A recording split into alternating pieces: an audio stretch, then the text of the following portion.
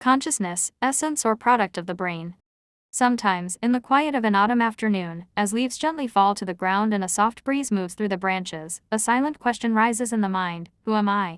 It comes from a place deeper than our everyday thoughts, a place we often call consciousness. But what is consciousness? Is it just an activity of the brain? Or is it something more, an essence that goes beyond the physical boundaries of our mind? Can we find it hidden in neurons, synapses, and chemicals? Or is it still a mystery waiting to be fully understood? Let's start with a simple image. Imagine a lit candle in a dark room. The light it gives off is like consciousness. Now, what's the brain in this picture? Perhaps it's the candle itself, the wax, the wick, the flame. All necessary for the light to shine. But is the light only the product of the candle?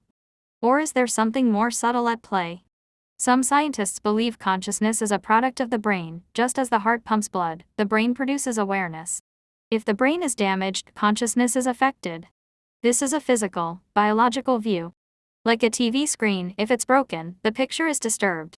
But does that mean the image comes from inside the TV? Or is it simply displaying something broadcasted from elsewhere?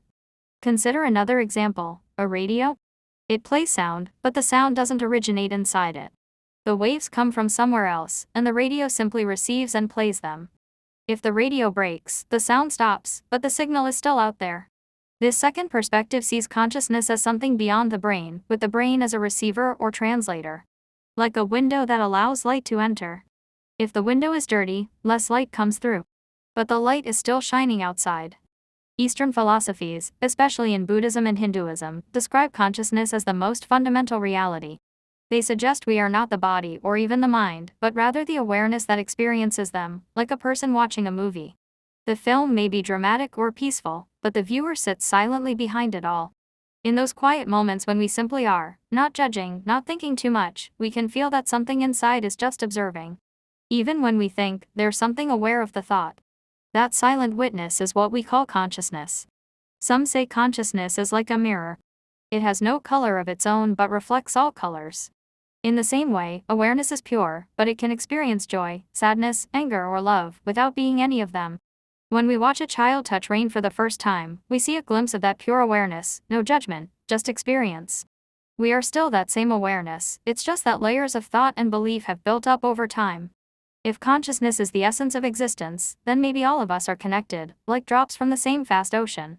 Each drop appears separate, but in truth, it belongs to something far greater. But if it's only a product of the brain, then perhaps when the brain stops, so does consciousness.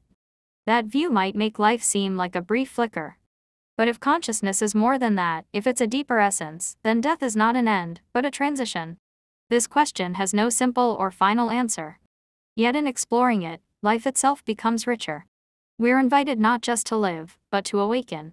Whether consciousness is a product of the brain or the very source of our being, one thing is clear: it's a precious gift. And when we live with presence, when we listen, see, feel, and love deeply, we embrace that gift fully.